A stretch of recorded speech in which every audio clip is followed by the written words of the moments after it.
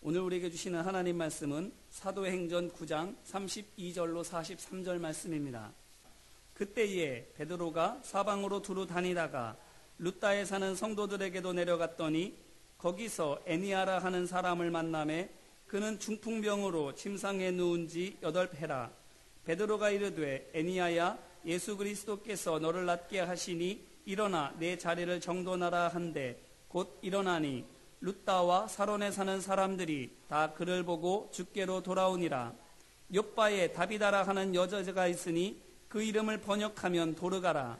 선행과 구제하는 일이 심히 많더니 그때에 병들어 죽음에 시체를 씻어 다락에 누이니라. 룻다가 욥바에서 가까운지라.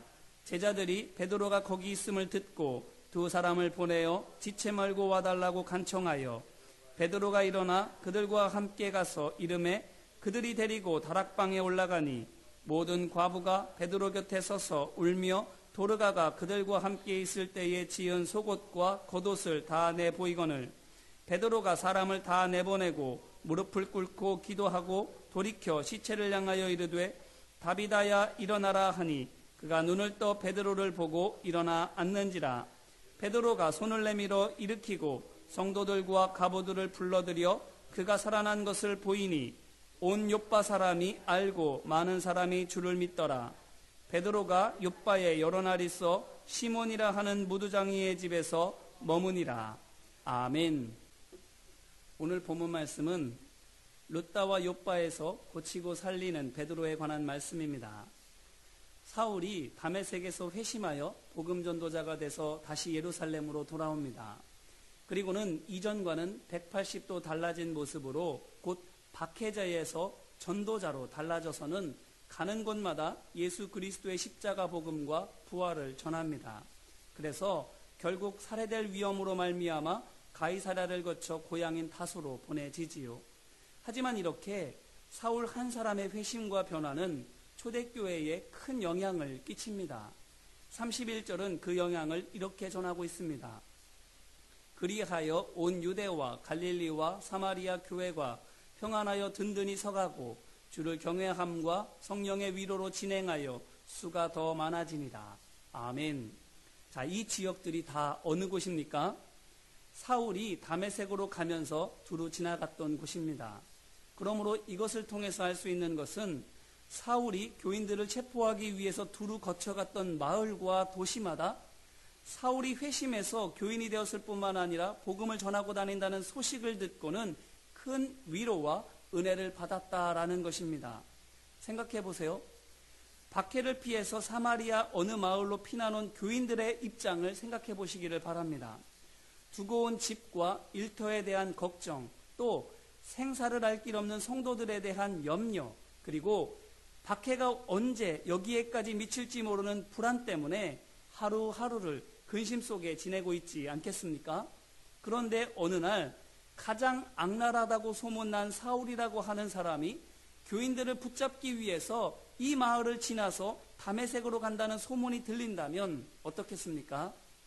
그리고 사울이 지나는 곳마다 교인들을 찾기 위해서 이잡듯이 삿같이 뒤치고 다닌다는 흉흉한 소문이 들려온다면 또 어떻겠습니까? 너무나도 두렵지 않겠습니까? 그런데 천만다행으로 아무 피해 없이 사울이 그냥 지나서 갔다면 또 어떻겠습니까? 이제는 됐구나라고 생각하고 안심할 수 있을까요? 아마도 그렇지 않을 겁니다. 이 마을을 지나서 다메섹으로 가면서 누군가가 또 잡히지는 않을까 하면서 염려할 것이고, 또 다메섹에서 예루살렘으로 돌아갈 때에도 다시 이 마을을 지나갈 텐데 하면서 걱정을 놓치지 않을 것입니다. 그뿐만 아니라 사울이 예루살렘으로 돌아간다고 하더라도 그가 다시 오지 말라는 법이 어디 있습니까?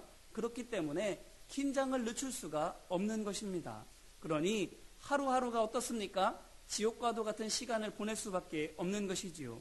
그런데 생각지도 않게 사울이 회심해서 교인이 되었고 한 걸음 더 나아가서 열정적으로 복음을 전하고 있다는 소식이 들린다면 이 얼마나 놀랍고 신기한 일이겠습니까? 하나님께서 정말로 살아계시는구나, 하나님께서 고통당하는 자녀들을, 우리를 기억하시고 돌아보셨구나 감격하며 기뻐하지 않겠습니까? 곧 박해로 말미암아 믿음이 흔들렸던 성도들이 믿음과 확신을 회복하게 되고, 또 두려움과 걱정으로 말미암아 낙심했던 성도들이 기쁨과 감사를 회복하게 되는 것입니다. 그렇다면 좋구나라고 즐거워만 하겠습니까? 아니지요. 숨어있던 곳에서 나와서 하나님께서는 살아계시다고, 예수 믿고 구원받으시라고 전하고 외치지 않겠습니까? 기쁨과 확신을 가지고 이전보다도 더 담대하게 복음을 외칠 것입니다. 그러므로 사울의 회심은 그가 지나간 모든 곳에 있는 성도들에게 표적이, 생생한 표적이 되는 것입니다. 그래서 그 모든 지역에서 더 큰 구원의 역사가 일어나게 되는 것입니다. 이것이 무엇을 말하는 것입니까? 사울 한 사람의 변화로 인해서 그가 거쳐간 모든 곳에서 구원과 부흥의 역사가 크게 일어났다라는 것이 무슨 뜻일까요? 바로 우리가 거룩하게 변화될 때에 우리를 아는 사람들과 우리가 있는 모든 곳에서 구원받고 부흥하게 되는 역사가 일어난다라는 것입니다. 불신의 사람들은 믿음을 갖게 될 것이고, 믿지만 뜻된 미지근한 사람들은 확신을 갖게 될 것이고, 두려워하던 사람들은 용기를 얻게 될 것이고, 슬퍼하던 사람들은 기쁨을 얻게 될 줄로 믿습니다. 그렇다면 오늘 우리는 어떻게 해야 하겠습니까? 거룩한 변화를 사모하며 기도해야 할 줄로 믿습니다. 완전히 새롭게 되기 위하여 기도하며 하나님 말씀에 순종해야 할 줄로 믿습니다. 그런데 이렇게 사울의 회심으로 인해서 그 거쳐간 모든 곳에서 놀라운 전화위복이 일어나니까 또 어떤 일이 일어납니까? 32절 말씀입니다. 그때에 베드로가 사방으로 두루 다니다가 룻다에 사는 성도들에게도 내려갔더니. 아멘. 자, 보십시오. 이 일에 고무된 사도 베드로가 예루살렘을 떠나서 유대와 갈릴리와 사마리아 곳곳을 다니기 시작하는 것입니다. 그런데 그가 다닌 곳이 어디겠습니까? 사방으로 다녔다 이렇게 말하고 있는데 그 가운데에서 그가 어디를 다녔을까 궁금하지 않습니까? 먼저 생각할 수 있는 곳은 사울로 인해 부흥의 은혜를 경험하고 있는 지역들일 수 있습니다. 곧 다메섹으로 가는 길 위에 있는 도시들인 것입니다. 왜 그렇습니까? 사도행전 8장 14절에서 어떤 일이 있었나요? 빌립이 사마리아에서 전도하고 그것에 놀라운 부흥의 역사가 일어나게 되니까 그 소식을 듣고 베드로와 요한이 어떻게 합니까? 사마리아로 가지요. 그래서는 그곳의 상황을 잘 살펴서 도와야 할 것을 돕기 위해서 찾아가는 것입니다. 그래서 실제로 베드로와 요한이 그곳 사람들을 가만히 보니 예수의 이름으로 세례만 받을 뿐 성령을 받은 적이 없음을 보고는 어떻게 합니까? 그들이 성령 받기를 위해서 안수하며 기도해 주지 않습니까? 그리고는 사마리아 교회와 성도들을 도운 다음에는 다시 예루살렘으로 돌아오는 길에도 사마리아 지역의 복음화를 위해서 지나가는 마을마다 도시마다 복음을 전하며 돌아오지 않습니까? 그러므로 그때를 생각해 보면 이번에도 마찬가지로 베드로는 먼저 사울이 거쳐온 도시들을 방문하고 그곳에서 일어나는 일들을 살펴보면서 그가 도와야 할 것을 찾아 도왔을 것이라고 생각해 볼 수 있는 것입니다. 그리고는 이어서 그가 다녔으리라고 또한 여겨지는 곳은 어디일까요? 오늘 말씀에 나와 있는 두 도시를 통해서 짐작해 볼 수 있습니다. 첫 번째 도시가 어디입니까? 32절에 있는 것처럼 룻다입니다. 룻다는 예루살렘에서 지중해가 있는 서쪽으로 가면 있습니다. 그리고 두 번째 도시는 어디입니까? 36절에 있는 것처럼 욥바이지요. 욥바는 룻다에서 서쪽으로 더 가면 지중해 해안에 있는 그 해안가에 있는 항구 도시입니다. 자, 그러면 이것이 무엇을 의미합니까? 베드로가 가나안 땅을 예루살렘에서부터 룻다를 거쳐 욥바까지 동해서 서로 횡단했다라는 것입니다. 그러므로 이것을 통해서 무엇을 알 수 있습니까? 베드로가 먼저는 사울이 지나온 길을 따라서 이스라엘을 예루살렘에서부터 다메섹에 이르는 남북으로 횡단을 했고, 이번에는 동서로 횡단을 했다라는 것입니다. 이스라엘을 사방 곧 동서남북으로 다니고 있는 것입니다. 자, 그런데 처음에 다녀온 남과 북은 앞서 말씀드린 것처럼 복음이 꽃 피우고 열매를 맺는 곳입니다. 생생한 부흥의 현장인 것입니다. 하지만 오늘 말씀에 나오는 곧 그 다음에 가고 있는 이 동과 서는 어떤 곳입니까? 이곳 역시 사울이 지나온 곳들과 마찬가지로 박해를 피해서 숨어 들어온 성도들이 있는 곳입니다. 하지만 이 성도들은 사울이 지나온 곳에 있는 성도들과는 다르게 여전히 박해에 대한 두려움에 사로잡혀 있고 삶에 대한 불안과 염려로 인해서 믿음이 흔들리고 있는 성도들입니다. 자, 보십시오. 룻다에 어떤 일이 있습니까? 33절 말씀입니다. 거기서 애니아라 하는 사람을 만나매 그는 중풍병으로 침상 위에 누운 지 8패라. 아멘. 자, 보십시오. 질병으로 인한 고통이 있는 겁니다. 자, 그리고 욥바에서는 또 어떤 일이 있습니까? 37절 말씀입니다. 그때에 병들어 죽음에 시체를 씻어 다락에 누이니라. 아멘. 죽음으로 인한 슬픔이 있는 것입니다. 자, 이것이 무엇을 뜻하는 것이겠습니까? 하나님의 백성이 병 때문에 아프고 죽음 때문에 슬프다라고 하는 것이 무엇을 가리키는 것이겠습니까? 구원의 능력과 기쁨을 잃었다라는 것입니다. 왜 그렇습니까? 마가복음 16장 17절로 18절 말씀입니다. 믿는 자들에게는 이런 표적이 따르리니 곧 그들이 내 이름으로 귀신을 쫓아내며 새 방언을 말하며 뱀을 집어올리며 무슨 독을 마실지라도 해를 받지 아니하며 병든 사람에게 손을 얹은 즉 나으니라. 아멘. 이 말씀이 무엇입니까? 믿음의 사람에게 나타날 능력과 표적이 이와 같다라는 것 아닙니까? 이로써 무엇을 할 수 있습니까? 믿음이 약해져서 능력도 약해졌다라는 겁니다. 믿음이 흔들려서 기도할 마음과 용기를 잃었을 뿐만 아니라 용기를 내서 기도를 하더라도 믿음이 약해서는 표적이 나타나지 않는 것입니다. 그러므로 오늘 말씀이 룻다에 이런 일이 있었다라고 하는 것은 바로 룻다에 있는 성도들의 믿음의 상태가 이와 같다라는 것을 알려주고 있는 것입니다. 또한 요한복음 11장 40절로 44절 말씀입니다. 예수께서 이르시되 내 말이 내가 믿으면 하나님의 영광을 보리라 하지 아니하였느냐 하시니 돌을 옮겨 놓으니 예수께서 눈을 들어 우러러보시고 이르시되 아버지여 내 말을 들으신 것을 감사하나이다. 항상 내 말을 들으시는 줄을 내가 알았나이다. 그러나 이 말씀 하옵는 것은 둘러선 무리를 위함이니 곧 아버지께서 나를 보내신 것을 그들로 믿게 하려 함이니이다. 이 말씀을 하시고 큰 소리로 나사로야 나오라 부르시니 죽은 자가 수족을 배로 동인 채로 나오는데 그 얼굴은 수건에 쌓였더라. 예수께서 이르시되 풀어놓아 다니게 하라 하시니라. 아멘. 예수님께서 뭐라고 말씀하십니까? 믿으면 하나님의 영광을 보리라 말씀하십니다. 그러므로 오늘 말씀 속에서 욥바에 있는 여제자가 병들어 죽었다라고 하는 사실이 무엇을 가리키는 것입니까? 룻다의 성도들에게는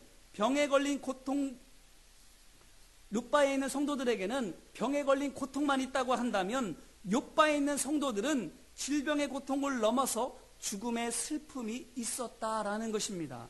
한마디로 룻다보다 더 절망적인 상황인 것입니다. 믿음을 잃은 겁니다. 약해진 정도가 아니라 믿음을 잃어버렸다라는 것이지요. 구원의 확신이 없어진 것입니다. 그러니 그곳에 기쁨과 감사가 있겠습니까?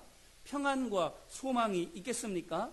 이것이 바로 욥바에 있는 성도들의 현 주소였더라 하는 것입니다. 자, 그런데 생각해 보세요. 한쪽에는 구원의 역사가 왕성하게 일어나고 있는데 다른 한쪽에서는 고통과 슬픔에 사로잡혀 있습니다. 이 중에서 구원의 역사가 왕성한 것이 어떤 것이었습니까? 바로 얼마 전만 하더라도 두려움과 근심 속에 있었던 것입니다. 죽을까, 잡혀갈까, 빼앗길까 염려하고 걱정하던 곳입니다. 왜 그렇습니까? 사울이 지나가는 곳이기 때문이지요. 하지만 이곳이 왜 이렇게 달라졌습니까? 하나님의 역사하심을 보았기 때문입니다. 어떻게요? 사울이 예루살렘에서 다메섹으로 올라갈 때에는 박해자인 것을 보았지만 그가 다메섹에서 예루살렘으로 내려갈 때에는 복음 전도자로 바뀐 것을 그들이 보았기 때문입니다. 생생한 표적을 두 눈으로 똑똑히 보았기 때문에 두려움이 변하여 기쁨이 되었고 의심이 변하여 확신이 된 것입니다. 하지만 다른 쪽은 또한 어떤 곳입니까? 그와 같은 박해가 아직 없는 곳입니다. 염려는 있지만 당장 목숨이 왔다 갔다 할 정도는 아니고 이런저런 소문도 무성하지만 아직 어떤 일이 벌어진 것도 아닙니다. 그런데 어떻습니까? 믿음이 없어지고 소망이 약해지고 서로 간의 사랑과 관심도 희미해지는 것입니다. 누가 쳐들어온 것도 아니고 큰 환란이 있는 것도 아닌데 그들의 믿음은 저절로 약해지고 소망도 잃게 되고 서로 간의 사랑도 멀어지게 되는 겁니다. 왜 이렇게 될까요? 고난을 앞에 두고 있었던 것은 성장하게 되고 고난이 없는 것은 도리어 쇠퇴하게 되는 것이 왜 그렇겠습니까? 그것은 기도 때문입니다. 생각해 보세요. 박해자 중에 가장 악질이라고 하는 사울이 오고 있다는 소식이 들려옵니다. 그 지나가는 길에 있는 마을의 성도들이 어떻게 했겠습니까? 기도하지 않았겠습니까? 주여, 하나님의 백성들을 불쌍히 여겨주셔서 그 지나가는 마을에 있는 성도들을 보호하여 주시옵소서라고 기도하지 않았겠습니까? 또 그 사울이 마을을 지나서 다른 마을로 갔다면 그 마을의 성도들이 또한 어떻게 했겠습니까? 우리는 별탈 없었으니 다행이다 생각하고는 안심하고 생업에 종사했겠습니까? 아니지요.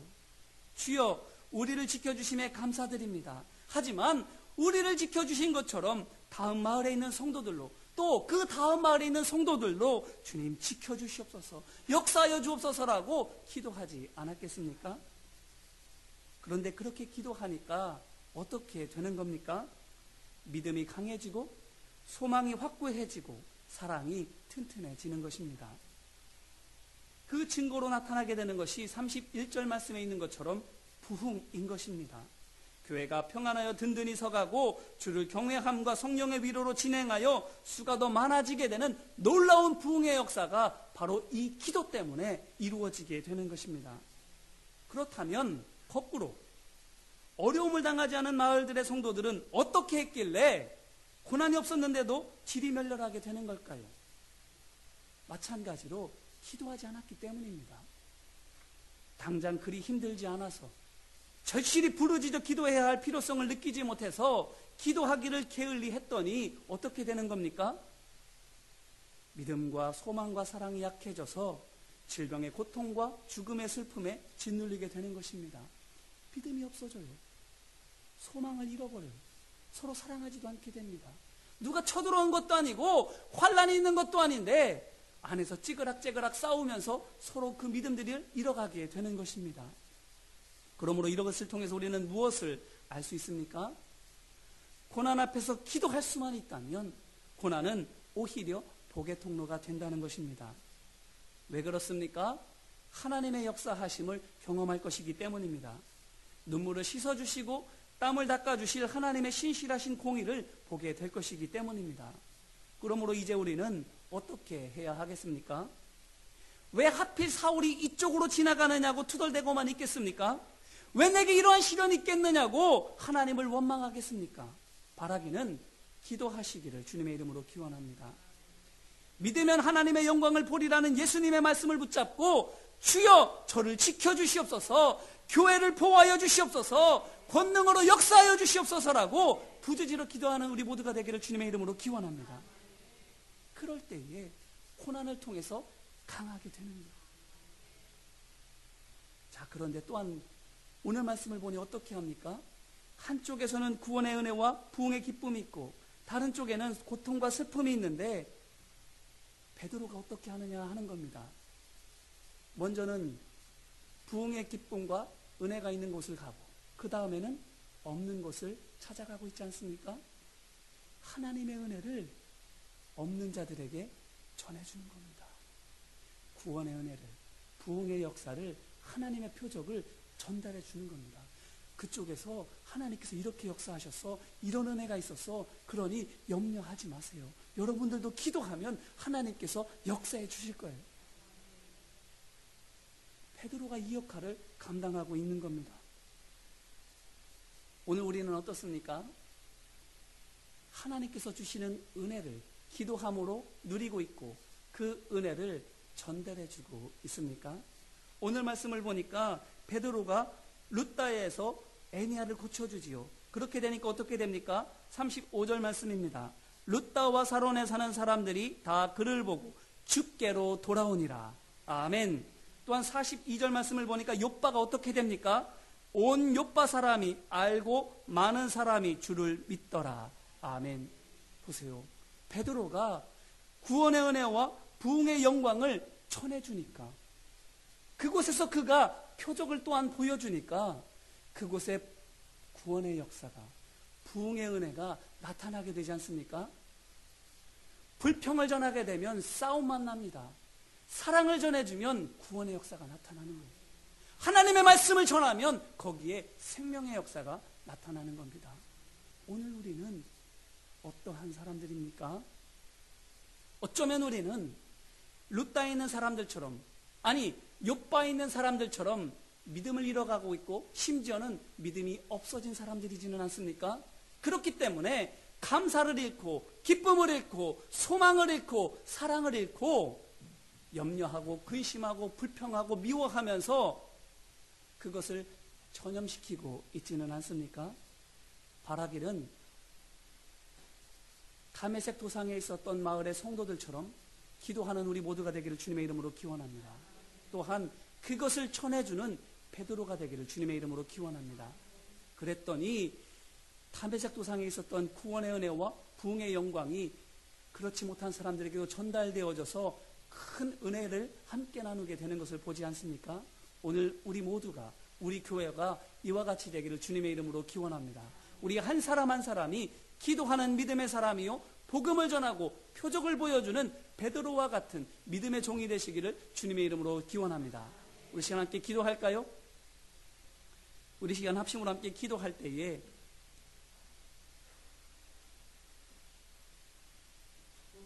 고난이 나쁜 것만은 아닙니다. 물론 힘들지요, 아프지요. 하지만 그 고난으로 말미암아 우리가 기도할 수만 있다면, 하나님 앞에 나올 수만 있다면 하나님께서는 그 고난을 통하여 더 큰 역사를 베풀어 주시는 줄로 믿습니다. 전화위복이 되게 하시고 합력하여 선이 되게 하여 주시는 줄로 믿습니다. 고난 때문에 원망만 하고 있습니까? 불평만 하고 있습니까? 그것 때문에 소망을 잃고 사랑이 없어져서 다른 사람들마저도 하나님께로 나오는 것을 막고 있지는 않습니까? 우리 시간 함께 기도할 때에 주여 고난 앞에서 기도하게 하옵소서. 고난 앞에서 하나님을 붙들므로 말미암아 전화위복의 은혜를 누리는 우리 모두가 되게 해달라고 이 시간 함께 기도하겠습니다. 은혜와 사랑 많으신 아버지 하나님, 오늘 우리 가운데 함께하여 주셔서 고난 앞에서 다메섹 도상에 있는 성의 성도들이 기도합니다. 주님 지켜달라고, 도와달라고, 보호해달라고, 인도해달라고, 역사해달라고 기도합니다. 자기 자신을 위해서만 기도하는 것이 아니라 다른 성도들을 위해서도 기도합니다. 주님, 그랬더니 하나님께서 사울을 변화시키시는 놀라운 표적을 보여주십니다. 그 표적으로 말미암아 다메섹 도상에 있는 성의 성도들이 구원의 기쁨을 갖게 되고 소망을 다시금 확고하게 세우게 되고 주님이 주시는 사랑이 다시금 온전하게 세워짐으로 말미암아 그곳에 부흥의 역사가 일어나게 되는 것을 보게 됩니다. 사울 한 사람이 변화되었을 뿐인데 그들이 기도의 역사로 말미암아, 응답으로 말미암아, 확신으로 말미암아 그곳에 하나님의 살아계시가 역사하심이 담대하게 선포되어지는 것들을 보게 됩니다. 아버지 하나님, 우리 앞에 고난이 있다 할지라도 기도할 때에 하나님의 말씀을 붙들고 담대하게 순종하며 나아가게 될 때에 하나님께서는 기사와 이적을 보여주실 줄로 믿습니다. 하나님의 능력을 나타내 보여주실 줄로 믿습니다. 그래서 우리로 하여금 더 큰 믿음으로, 더 굳건한 소망으로, 더 담대한 사랑으로 세워지게 될 줄로 믿습니다. 아버지 하나님, 우리가 기도할 거리가 없다고 기도를 게을리하는 것이 아니라 하나님을 바라보기를 등한시하는 것이 아니라 더욱더 기도하기에 힘쓴 우리 모두가 되어줄 수 있도록 인도하여 주시옵소서. 환난과 고통 앞에서 기도하기를 멈추지 않으로 말미암아 하나님께서 주신 놀라운 구원의 역사와 부흥의 은혜를 누릴 수 있도록 아버지 하나님 함께하여 주시옵소서. 또한 이 시간 기도할 때에 우리는 어쩌면 룻다나 욥바에 있는 사람들과 같지는 않습니까? 기도하지 않고 하나님 말씀을 붙잡지 않아서 쳐들어온 것도 아닌데, 환난과 역경이 닥쳐온 것도 아닌데 믿음은 약해지고 소망도 희미해지고 사랑도 일어서는 어려움 없어도 스스로 무너지는 꼴이 되어 있지는 않습니까? 주님, 믿음을 지키게 해달라고, 하나님 말씀을 굳건히 붙잡게 해달라고, 우리를 고쳐달라고, 우리를 인도해달라고 우리 자신을 위해서 이 시간 합심으로 함께 기도하겠습니다. 은혜와 사랑 많으신 아버지 하나님, 룻다에 있는 성도들은 믿음이 잃어가고 있습니다. 그래서 아픕니다. 고통을 당합니다. 하지만 욥바에 있는 성도들은 그보다 더합니다. 믿음이 아예 없습니다. 그래서는 구원의 확신이 없어서 감사를 잃어버리고 평안을 잃어버리고 죽은 상태로 있습니다. 아버지 하나님, 오늘 우리가 그와 같은 모습이지는 않습니까? 병을 고치라고 말씀하셨는데 도리어 그 병에 짓눌려서 고통을 당하고 있고, 죽은 자를 살리라고 주님 말씀하여 주셨는데 살리기는커녕 우리가 죽어 있지는 않습니까? 아버지 하나님, 우리의 믿음이 회복되게 하여 주시옵소서. 천국에 대한 소망이 다시금 회복되게 하여 주시옵소서. 예수 그리스도의 십자가 사랑이 다시금 회복되게 하여 주시옵소서. 아버지 하나님, 우리로 하여금 어떠한 어려움이 없는데도 불구하고 스스로 질이 멸멸하게 무너져 내리는 허물어지는 믿음 되어지지 아니하도록 우리의 마음을 지켜주시옵소서. 우리의 생각을 지켜주시옵소서. 우리로 하여금 다시 일어설 수 있도록 주님 역사하여 주시고 인도하여 주시옵소서. 또한 이 시간 마지막으로 기도할 때에 우리 한 사람 한 사람이 베드로와 같이 되기를 원합니다. 복음을 전하고 구원의 은혜를 나누며 표적을 행하고 베풀 수 있는 하나님의 사람 되기를. 그래서 우리가 가는 곳마다 구원의 기쁨이 있고 회복의 영광이 있고 하나님의 역사하심이 드러나는 우리가 될 수 있기를 위해서 기도하기를 원합니다. 우리가 찾아가는 곳은 어디입니까? 우리가 바라보는 것은 어디입니까? 베드로와 같이 상한 심령을 바라볼 수 있고 아픈 육신을 바라볼 수 있고 믿음과 소망과 사랑을 잃은 사람들을 바라보며 애통하는 마음으로 복음을 전하고 위로하고 섬길 수 있게 되기를 위해서 이 시간 합심으로 함께 기도하겠습니다. 은혜와 사랑 많으신 아버지 하나님, 베드로가 구원의 영광이 있는 곳을 먼저 찾아가 그곳에 있는 하나님의 은혜를 바라보며, 그리고는 마치 꿀벌이 꿀을 가져다가 다른 곳으로 옮겨주는 것처럼 우리도 또한 은혜를 충만하게 받아서 그 은혜를 은혜 없는 자들에게, 믿음 없는 자들에게, 소망을 잃은 자들에게, 사랑이 없어 외롭고 힘들어하는 자들에게 나누어 줄 수 있는 꿀벌과도 같은 믿음의 사람 되게 하여 주시옵소서. 꿀을 나누어 주게 하옵소서. 꽃가루를 나누어 주게 하옵소서. 생명을 나누어 줄 수 있는 하나님의 사람들 되게 하여 주시옵소서. 베드로가 이와 같은 일을 합니다. 구원의 통로의 역할을 합니다. 생명의 통로의 역할을 합니다. 은혜의 통로의 역할을 합니다. 표적의 통로의 역할을 합니다. 아버지 하나님, 우리가 이와 같이 되어야 하겠습니다. 사랑을 전하게 하옵소서. 믿음을 전하게 하옵소서. 하나님 말씀을 전하게 하옵소서. 소망을 나누어주게 하여 주시옵소서. 우리가 만나는 사람들마다 구원의 기쁨을 회복하게 하여 주시옵시고, 우리가 가는 곳마다 생명이 살아나는 옥토가 되어지는 놀라운 역사가 나타날 수 있도록 아버지 하나님 함께 없이고 인도하여 주시옵소서. 우리를 위하여 이 소명을 우리에게 주셨사오니 아버지 하나님, 우리가 이 사명 잘 감당할 수 있도록 인도하여 주시옵시고, 복음을 받아 복음을 전할 수 있는 하나님의 사람으로 설 수 있도록 주님 인도하여 주시옵소서. 우리 모든 성도 한 사람 한 사람이 이 사명을 잘 감당할 때에 우리 교회가 바로 세워질 줄로 믿습니다. 우리의 가정이 회복되어질 줄로 믿습니다. 이 나라가 온전하게 바르게 세워질 줄로 믿습니다. 믿음의 사람들이 깨어있게 하옵소서. 하나님의 은혜로 충만하게 하옵소서. 그리고 그것을 충만하게 나누어 줄 수 있도록 아버지 하나님 함께하여 주시옵소서.